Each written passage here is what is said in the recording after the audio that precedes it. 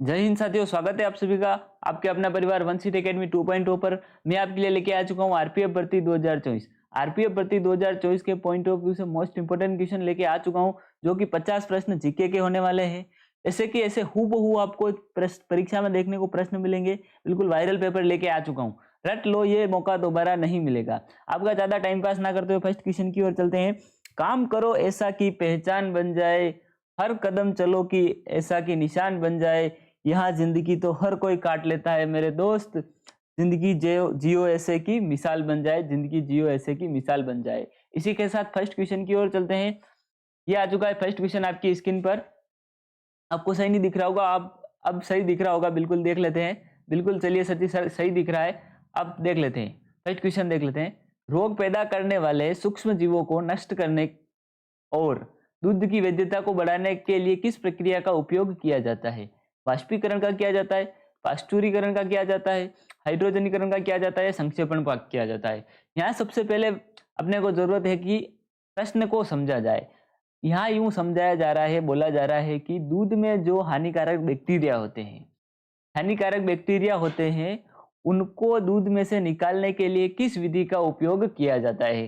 यानी कि बैक्टीरिया को मारने के लिए किस विधि का उपयोग किया जाता है? इसका करेक्ट आंसर क्या हो जाएगा? बिल्कुल पाश्चुरीकरण। पाश्चुरीकरण में क्या होता है सर जी? पाश्चुरीकरण में यह होता है कि दूध को बहुत ही ज्यादा गर्म किया जाता है, बहुत ज्यादा गर्म किया जाता है, फिर उसको ठंडा किया जाता है, फिर ठंडा करके फिर उसको बर्तन में लिया जाता है। तो उससे क्या, गर्म करने से उससे क्या होता है, बैक्टीरिया सब मर जाते हैं, और ठंडा करने से वो वापस उसके गुण आ जाते हैं।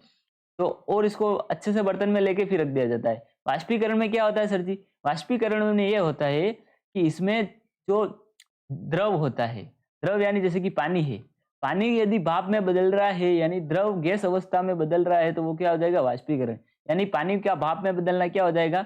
वाष्पीकरण हो जाएगा। और देख लेते हैं हाइड्रोजनीकरण। हाइड्रोजनीकरण में क्या होता है कि जो आपके बाहर मार्केट में जो वनस्पति घी मिलता है ना, वनस्पति घी या वनस्पति तेल मिलता है, उसको वनस्पति घी बनाया जाता है, जिसमें क्या किया जाता है? असंतृप्त हाइड्रोकार्बन को संतृप्त किया जाता है। और संक्षेपण, संक्षेपण में क्या होता है सर जी? आपके संक्षेपण में होता है कि आपके जो गैस होती है वो क्या बदलती है? द्रव अवस्था में बदल जाती है। यानी कि जो पानी है, जो वायुमंडल में पानी है, वो वापस गैस गैस माध्यम में है, तो वो वापस क्या बदल रहा है? पानी में बदल रहा है, यानी लिक्विड में बदल रहा है। वो आपके क्या हो जाएगा? संक्षेपण हो जाएगा। इसमें बी एकदम करेक्ट आंसर हो जाएगा, बी को लॉक कर देंगे। चलिए नेक्स्ट क्वेश्चन की ओर चलते हैं। समझ में आ रहा है कि नहीं आ रहा? बिल्कुल समझ में नहीं आ रहा हो तो बता दे, बिल्कुल मैं अच्छे से पढ़ाने की कोशिश करूंगा। और समझ में आ रहा हो तो बिल्कुल हाँ सर कमेंट में लिखे। यदि आप हमारे व्हाट्सएप ग्रुप से जुड़ना चाहते हैं तो इस नंबर पर व्हाट्सएप मैसेज करना है 7976775547। बिल्कुल यहाँ पे नंबर बहुत अच्छे से लिखा हुआ है, इस नंबर पर आपको व्हाट्सएप पर मैसेज करना हो। हमारी टेक्निकल टीम आपको व्हाट्सएप ग्रुप की लिंक भेजेगी जिसमें आपको जुड़ जाना है। चलिए नेक्स्ट क्वेश्चन देख लेते हैं कि किस, यहाँ देख लेते हैं, नेक्स्ट क्वेश्चन देखते हैं कि किस भारतीय राज्य में बिहू लोक नृत्य के रूप में मनाया जाता है? किस भारतीय राज्य में बिहू को लोक नृत्य के रूप में मनाया जाता है? यहाँ सीधा सीधा पूछा है कि बिहू किस राज्य का लोक नृत्य है? मेघालय का है, मणिपुर का है, असम का है, या सिक्किम का है? यहाँ पर जल्दी से कमेंट में बताएंगे कि किस राज्य का लोक नृत्य क्या है? बिहू है। तो बिल्कुल यहाँ पर करेक्ट आंसर क्या हो जाएगा? यहाँ पर बी दूसरे का करेक्ट आंसर हो जाएगा बिल्कुल असम का। बिहू कहाँ का है सर जी? असम का है। असम का है, क्यों है सर जी? बिहू या क्या है कि फसलों के लिए मनाया जाता है। जब भी नई फसल आती है तो उस नई फसल के आने की खुशी में क्या मनाया जाता है? बिहू मनाया जाता है। बिल्कुल। और देख लेते हैं सर जी मेघालय का। मेघालय का एक लोक नृत्य क्या हो जाएगा? लहो। लहो क्या हो जाएगा? लहो हो जाएगा। मणिपुर का देख लेते हैं, मणिपुर का क्या हो जाएगा? लाई हारोबा। क्या होगा? लाई लाई हारोबा, ये हो जाएगा। और क्या देख लेते हैं? सिक्किम। सिक्किम राज्य का क्या हो जाएगा? सिक्किम का आपके हो जाएगा याकचाम या सिंगी चाम। याकचाम, याकचाम या क्या हो जाएगा? सिंगी चाम। ये आपके किसके हो जाएंगे? सिक्किम के हो जाएंगे। दूसरे का एकदम करेक्ट आंसर हो जाएगा सी, एकदम करेक्ट आंसर हो जाएगा, सी को लॉक कर देंगे। चलिए नेक्स्ट क्वेश्चन की ओर चलते हैं। प्रत्येक वर्ष मानव विकास रिपोर्ट कौन जारी करता है? यानी कि जो प्रतिवर्ष जो मनुष्यों की ग्रोथ हो रही है, यानी कि ग्रोथ हो रही है, यानी कि विकास हो रहा है अपन सबका, यानी भारत में जितने भी मनुष्य है, यानी विश्व में जितने भी मनुष्य है उन सभी का विकास हो रहा है, उसकी विकास रिपोर्ट कौन जारी करता है? विश्व बैंक जारी करता है, विश्व आर्थिक मंच जारी करता है, यूएनडीपी करता है या अंकटाइड करता है? यहाँ पर सभी को समझने वाली बात है कि जो भी अपनी ग्रोथ हो रही है उसका रिपोर्ट कौन जारी करता है? विश्व बैंक। विश्व बैंक क्या करता है सर जी? विश्व में जितने भी देशों ने लोन ले रखा है, किस देश पर कितना कर्ज है, किस देश ने कितना विकास किया, ये सभी रिपोर्ट आपके विश्व बैंक जारी करता है। विश्व आर्थिक मंच। विश्व आर्थिक मंच का क्या काम है कि किस व्यक्ति के पास कितने रुपए हैं, यानी किस देश में कितना विकास हुआ, किस देश ने कितना लोन लिया, इससे संबंधित भी क्या करता है? विश्व आर्थिक मंच जारी करता है। और अंकटाई। अंकटाई क्या है? अंकटाई भी ये क्या है? कंप्यूटर के गणितीय संबंधित जानकारी है। और यूएनडीपी। यूएनडीपी क्या हो जाएगा आपके? बिल्कुल विश्व मानव सूचकांक। यूएनडीपी को क्या बोलते हैं? विश्व मानव सूचकांक। इसको यूएनडीपी को विश्व मानव सूचकांक बोलते हैं, जो आपके मनुष्य की ग्रोथ और उसकी विकास की रिपोर्ट जारी करता है। सी एकदम करेक्ट आंसर हो जाएगा, सी को लॉक कर देंगे। चलिए नेक्स्ट क्वेश्चन की ओर चलते हैं। यदि आपको समझ में नहीं आ रहा है तो कमेंट बॉक्स में बता दे, ताकि मैं आपको बहुत अच्छे से बताने की कोशिश करूंगा। पुस्तक द खालिस्तान कॉन्फ्रेंसी में लेखक कौन है?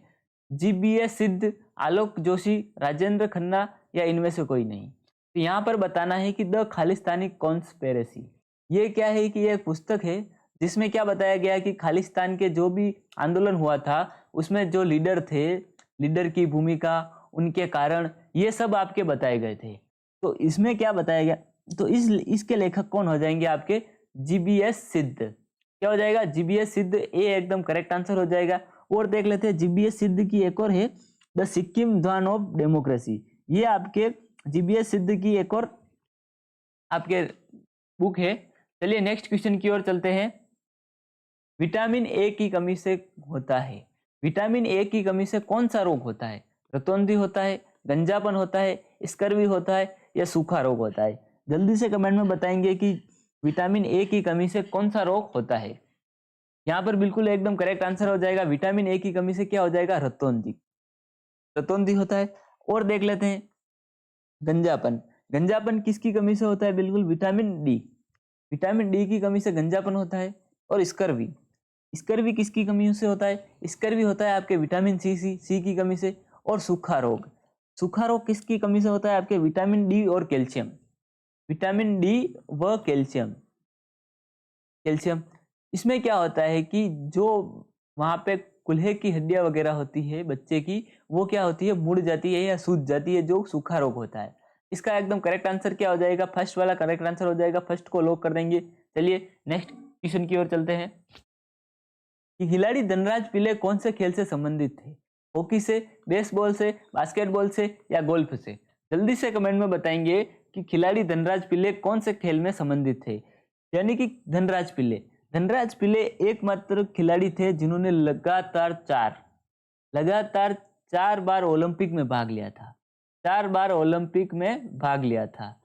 और ये कौन थे? ये आपके थे बिल्कुल भारतीय हॉकी टीम के क्या थे? कप्तान थे। कौन सी टीम के? हॉकी टीम के कप्तान थे। ये बिल्कुल किससे संबंधित हो जाएगी? फर्स्ट वाला करेक्ट आंसर हो जाएगा, ए को लॉक कर देंगे। ये हॉकी से संबंधित थे, लगातार 4 बार इन्होंने ओलंपिक में भाग लिया। और इनके ये क्या थे? हॉकी टीम के क्या थे? कप्तान थे। और इनके बारे में क्या देख लेते हैं? और जानकारी देख लेते हैं कि इनको 1999 2000 इस दशक में इनको क्या मिला था? बिल्कुल राजीव गांधी खेल रत्न मिला था, जिसका नाम हाल ही में क्या कर दिया गया है? मेजर ध्यानचंद अवार्ड और राजीव गांधी खेल रत्न पुरस्कार एक ही है। और क्या है? इनको क्या दिया गया? 2001, बिल्कुल इनको 2001 में क्या दिया गया? पद्मश्री दिया गया था। ये इनके खेल पुरस्कार देख लेते हैं और इनके क्या देख लेते हैं कि ये कौन थे। बिल्कुल चलिए नेक्स्ट क्वेश्चन की ओर चलते हैं। भारतीय रुपये का नया प्रतीक किन 2 लिपियों में का मिश्रण है? देवनागरी व खरोष्टी, रोमन व ब्राह्मी, देवनागरी व रोमन, और उक्त में से कोई नहीं। तो भारतीय रुपया देख लेते हैं। भारतीय रुपये का प्रतीक चिन्ह किन 2 लिपियों से लिया गया है? यानी कि लिपियां बतानी है जिन 2 लिपियों से भारतीय रुपये का प्रतीक चिन्ह लेके लिया गया है। भारतीय रुपये का प्रतीक चिन्ह कुछ ऐसा है, ये ऐसा र लिख रखा है, फिर यहाँ पर एक डंडा खींच रखा है। तो ये किससे लिया गया है? एक तो लिया गया इसमें र, जो कि आपकी किस लिपि का है? ये आपकी देवनागरी। देवनागरी यानी हिंदी का लिया गया है, तो हिंदी की लिपि कौन सी है? देवनागरी हो जाएगी। और आपके क्या लिया गया है? आर। आर ये किसका शब्द है? अंग्रेजी का शब्द है, लेकिन इसकी लिपि कौन सी है? इसकी लिपि है रोमन।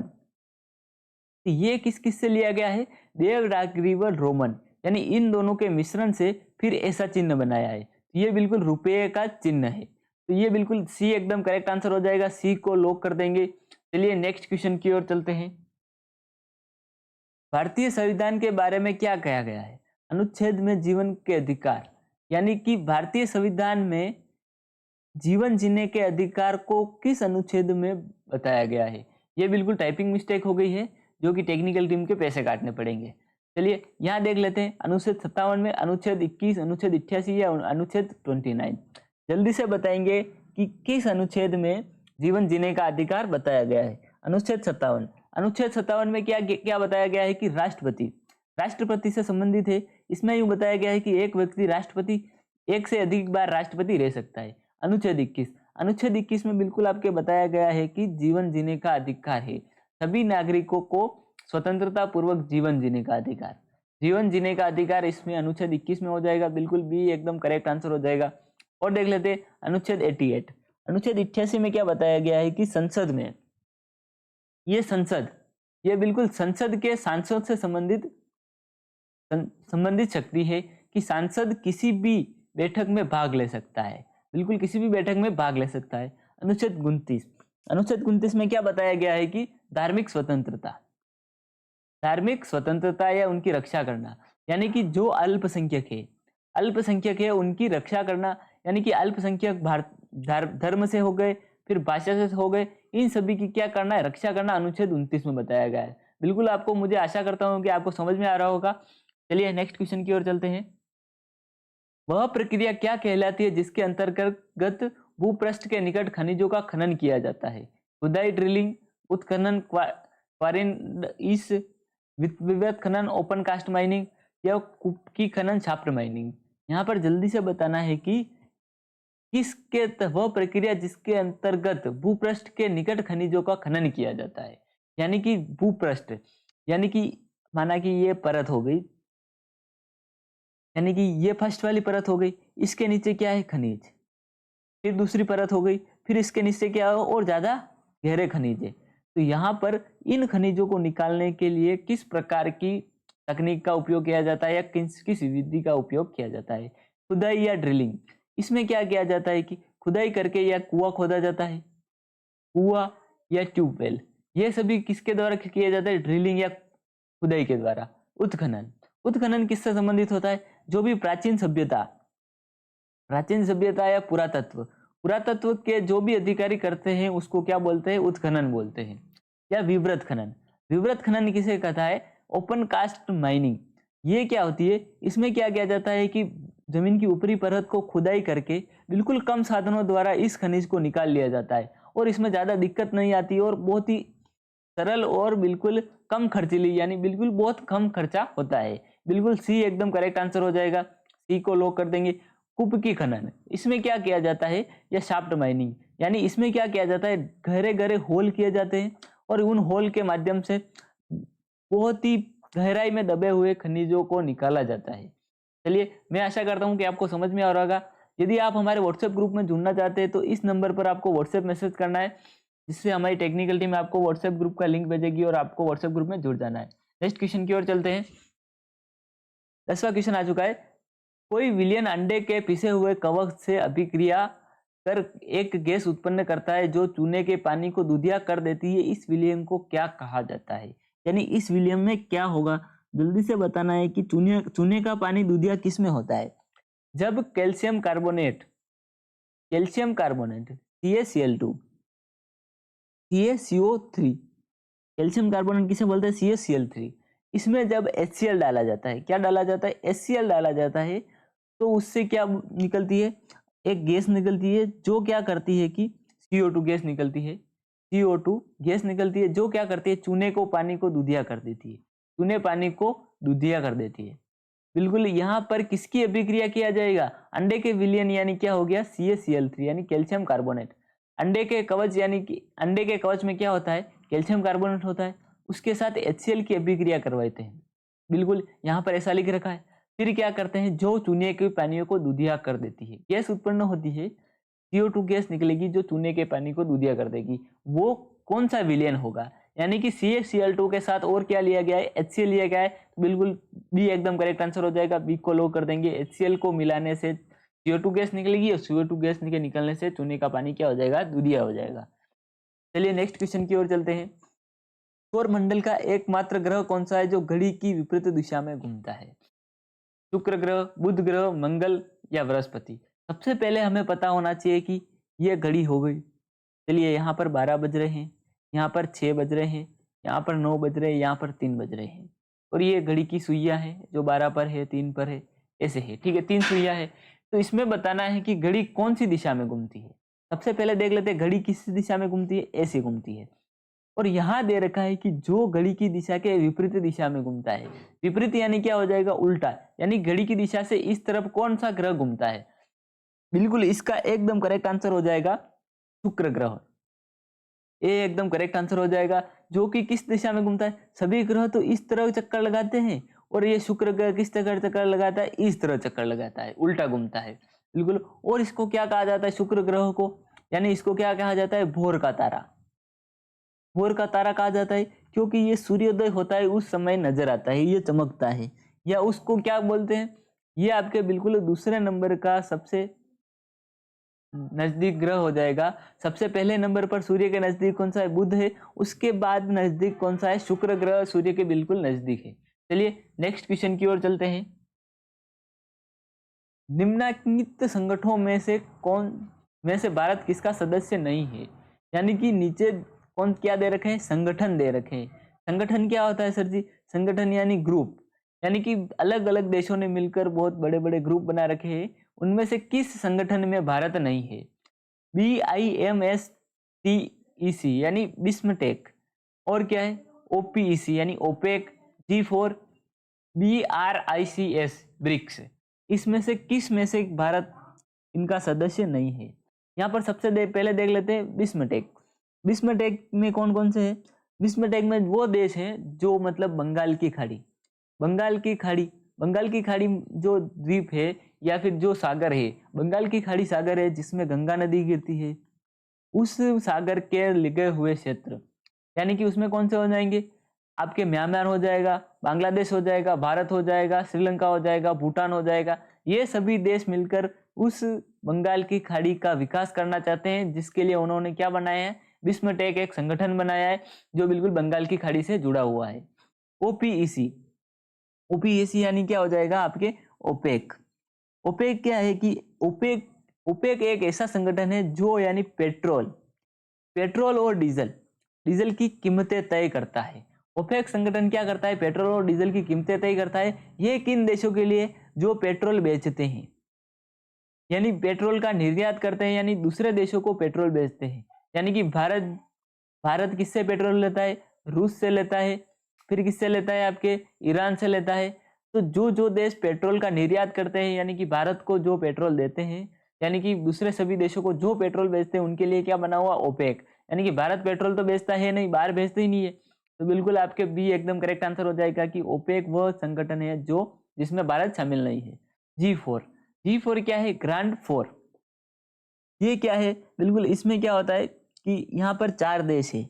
इन्होंने कौन कौन से हैं, ब्राजील, भारत, और कौन सा देश है, जर्मनी और जापान। ये 4 देश मिलकर क्या है, G4 संगठन बनाया है इन देशों ने। और आपके देख लेते हैं ब्रिक्स क्या है, ये बिल्कुल आतंकियों को मारने के लिए बनाया गया है, आतंकियों के लिए बनाया गया संगठन है। इसमें कौन कौन से देश है, जो मतलब आपके बिल्कुल बहुत से देश है, BRICS। ब्रिक्स से क्या हो जाएगा, ब्राजील हो जाएगा, रशिया हो जाएगा, इंडिया हो जाएगा, चाइना हो जाएगा, और इससे कोई सा देश हो जाएगा। बिल्कुल ये ब्रिक्स संगठन इन देशों ने मिलकर बनाया ताकि ये बिल्कुल आतंकियों को मार सके। चलिए नेक्स्ट क्वेश्चन की ओर चलते हैं। मुझे आशा करता हूं कि बिल्कुल आपको समझ में आ रहा होगा। चलिए नेक्स्ट क्वेश्चन देख लेते हैं। अंतरराष्ट्रीय मुद्रा कोष की स्थापना निम्नलिखित में से किस सम्मेलन की शर्तों के तहत हुई? ब्रेटन वुड्स सम्मेलन के, याल्टा सम्मेलन के, तेहरान सम्मेलन के, सैन फ्रांसिस्को सम्मेलन के। यानी किस सम्मेलन के तहत आपके अंतरराष्ट्रीय मुद्रा कोष। अंतरराष्ट्रीय मुद्रा कोष क्या होता है सर जी? अंतरराष्ट्रीय मुद्रा कोष वो होता है जहां पर सभी देशों की मुद्राएं जमा की जाती है, यानी कि सभी देशों की मुद्रा को कितना रुपए मिलना चाहिए, यानी कि जैसे कि यदि कि 84 रुपए, एक डॉलर बराबर क्या होता है? 84 भारतीय रुपए।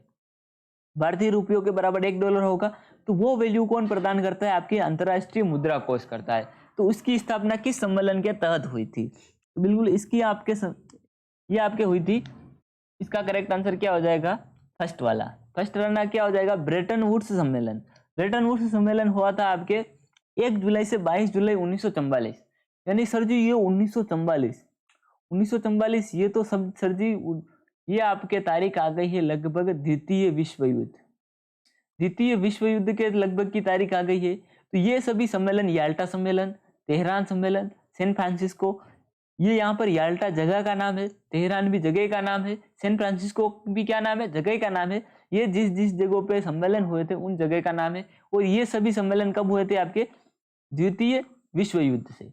इनके बारे में ज्यादा क्वेश्चन नहीं आते हैं, बस ऊपर से पूछ सकते हैं कि इसकी स्थापना कब हुई थी, इसकी स्थापना कब हुई थी। चलिए नेक्स्ट क्वेश्चन की ओर चलते हैं। व्यास नदी का प्राचीन नाम था? विकिया, विपाशा, वितास्ता या वितारा? जल्दी से स्टूडेंट कमेंट में बताएंगे कि व्यास नदी का प्राचीन नाम क्या था। बिल्कुल इसका एकदम करेक्ट आंसर क्या हो जाएगा? व्यास नदी का प्राचीन नाम था विपाशा। बी एकदम करेक्ट आंसर हो जाएगा, बी को लॉक कर देंगे। और नदियों के नाम देख लेते हैं आपके। विस्ताता का प्राचीन नाम क्या था? बिल्कुल आपके झेलम। क्या नाम था? झेलम। यानी कि झेलम नदी का प्राचीन नाम क्या था? विस्ताता था। और देख लेते हैं आपके, और कौन सी आ जाए आपकी? हो जाएगी विकिया। विकिया का प्राचीन नाम क्या था? बिल्कुल नेक्स्ट क्वेश्चन की ओर चलते हैं। ये एकदम सही हो जाएगा, इसमें बी लॉक कर देंगे, बी एकदम करेक्ट आंसर हो जाएगा। चलिए नेक्स्ट क्वेश्चन की ओर चलते हैं। यहाँ पर नदियों के और नाम भी है लेकिन अभी मुझे याद नहीं आ रहे हैं। चलिए, 4 जगत वर्गीकरण किसने दिया था? लिनियस ने दिया, हैकेल ने दिया, कोपलैंड ने दिया या बिल टेकर ने दिया? यहाँ पर 4 जगत वर्गीकरण है। सर जी ये जगत वर्गीकरण क्या होता है? इसमें यह होता है कि बिल्कुल जगत वर्गीकरण क्या होता है कि जगत में जितने भी प्राणी है उन सभी को बिल्कुल अलग अलग भागों में बांटा गया है। अलग अलग भागों में बांट कर उनको, जैसे कि मनुष्यों को अलग भागों में बांटा गया है। मनुष्यों को किसमें रखा गया है? स्तनधारी में रखा गया है। फिर पंछियों को अलग भागों में बांटा गया है। फिर रेंगने वाले जीवों को अलग भागों में बांटा गया है। और अलग अलग विभिन्न प्रकार के प्राणियों में बांटा गया है। यानी कि इसमें देख लेते हैं कि किसने क्या क्या वर्गीकरण किया है। यानी द्विजगत वर्गीकरण आपके किसने किया था? आपके कैरोलस लिनियस। कैरोलस ने आपके बिल्कुल द्विजगत वर्गीकरण किया था। आपके त्रिजगत पद्धति आपके दी थी हैकेल ने। और आपके क्या हो जाएगा? चतुर्जगत पद्धति किसने दी थी? आपके कोपलैंड ने। चतुर्जगत पद्धति यानी 4 जगत या चतुर्जगत पद्धति आपके सी एकदम करेक्ट आंसर हो जाएगा, सी को लॉक कर देंगे, कोपलैंड ने दिया था। और आपके देख लेते हैं पंचजगत पद्धति दी थी आपके व्हीलर ने। यानी कि चौथे वाले व्हीलर ने क्या दिया था? 5 जगत पद्धति दी थी। चलिए नेक्स्ट क्वेश्चन की ओर चलते हैं। निम्नलिखित में से किसने वास्को डी गामा का कालीकट में स्वागत किया था? Gaspar Correia, Zamorin, Albuquerque, Don Almeida? बिल्कुल इसमें करेक्ट आंसर बताना है कि वास्को डी गामा का कालीकट यानी कि भारत का समुद्री मार्ग से खोज करने वाला पहला व्यक्ति कौन था? वास्को डी गामा था। वास्को डी गामा यूरोप से भारत में किसके मार्ग से आया था? समुद्र के मार्ग में से भारत आया था। तो वो कहाँ उतरा था? बिल्कुल कालीकट में। तो कालीकट में जाकर उसका स्वागत करने वाला व्यक्ति कौन था? इसका करेक्ट आंसर क्या हो जाएगा? बिल्कुल जमोरिन। बिल्कुल कालीकट में उसका स्वागत करने वाला कौन हो जाएगा? जमोरिन हो जाएगा। बी एकदम करेक्ट आंसर हो जाएगा। चलिए नेक्स्ट क्वेश्चन की ओर चलते हैं। नेक्स्ट क्वेश्चन देखने से पहले देख लेते हैं कि यदि आपको हमारे व्हाट्सएप ग्रुप से जुड़ना है तो इस नंबर पर व्हाट्सएप में मैसेज करना है 7976775547। इस नंबर पर आपको व्हाट्सएप पर मैसेज करना है, हमारी टेक्निकल टीम आपको बिल्कुल व्हाट्सएप ग्रुप में जोड़ देगी। इसमें 17वां क्वेश्चन देख लेते हैं। निम्न में से कौन सा प्रत्यक्ष कर है? मनोरंजन कर, निगम कर, उत्पाद कर या वस्तु सेवा कर। इसमें बताना है कि कौन सा कर है जो बिल्कुल प्रत्यक्ष कर। प्रत्यक्ष कर क्या होता है सर जी? प्रत्यक्ष कर वो होता है जिसको आपसे प्रत्यक्ष रूप से लिया जाता है। प्रत्यक्ष रूप से लिया जाता है यानी कि जो पैसे बिल्कुल आपसे ही लिए जा रहे हो और आपको बोल कर लिया जा रहा है कि इस बात का टैक्स आपसे लिया जा रहा है। और देख लेते हैं अप्रत्यक्ष कर। अप्रत्यक्ष कर, अप्रत्यक्ष कर क्या हो जाएगा? अप्रत्यक्ष कर में क्या होता है कि जो आपसे बोलकर नहीं लिया जाता है, यानी कि वस्तुओं पर लगाया जाता है। देखिए जीएसटी, जो कि जीएसटी लगा हुआ है, जो कि बिल्कुल अलग अलग वस्तुओं पर लगा हुआ है। जीएसटी में क्या होता है कि किसी भी चीज को आप सामान खरीद कर लाए, बिल्कुल वो आपसे शॉपकीपर उसके पूरे पैसे लेगा और शॉपकीपर फिर शॉपकीपर किससे खरीदेगा? मैन्युफैक्चरिंग कंपनी से खरीदेगा और मैन्युफैक्चरिंग कंपनी से आपको बिल्कुल वो आपके जीएसटी पे करेगी। यानी जीएसटी डायरेक्टली इनडायरेक्टली आपसे लिया जा रहा है, लेकिन पे कौन कर रहा है? Manufacturing company. वो आपके क्या हो जाएगा? अप्रत्यक्ष कर हो जाएगा। बिल्कुल प्रत्यक्ष कर क्या होता है आपके? बिल्कुल प्रत्यक्ष कर आपके एकदम करेक्ट आंसर कौन सा हो जाएगा? बी वाला एकदम करेक्ट आंसर हो जाएगा, निगम कर। बी एकदम करेक्ट आंसर हो जाएगा। निगम कर क्या होता है सर जी? निगम यानी कि जो आपके मूलभूत सुविधाएं दी जाती है निगम द्वारा, यानी प्रशासन द्वारा। यानी अजमेर विद्युत निगम, हमारे यहाँ पर बिजली आती है अजमेर विद्युत निगम से, तो बिल्कुल अजमेर विद्युत निगम कर क्या हो जाएगा? बिल्कुल निगम कर। यानी कि सरकार आपको सुविधा दे रही है और आपके पैसे ले रही है, यानी बिजली का बिल आ रहा है तो वो आपके क्या हो जाएगा? निगम कर हो जाएगा। वो आपके प्रत्यक्ष कर हो जाएगा। बिजली का बिल हो गया, पानी का बिल हो गया, ये सब आपके प्रत्यक्ष कर होते हैं। चलिए नेक्स्ट क्वेश्चन की ओर चलते हैं। अक्टूबर 2022 को भारत के 2 समुद्र तटों को ब्लू बीच का दर्जा प्रदान किया गया था। निम्न में से उनमें कौन सा शामिल है? सर जी यहाँ पर क्या लिख रखा है कि ब्लू बीच। ब्लू बीच यानी कि जो नीले बीच, यानी कि समुद्र का पानी क्या होता है? नीला होता है।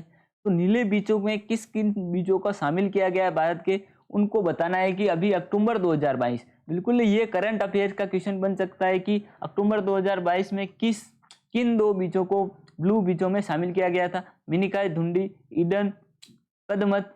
यानी ए व फर्स्ट और 3 दोनों, यानी इसमें करेक्ट आंसर कौन सा हो जाएगा? मिनिकॉय, धुंडी और कदमत, इन दोनों को किस में शामिल किया था?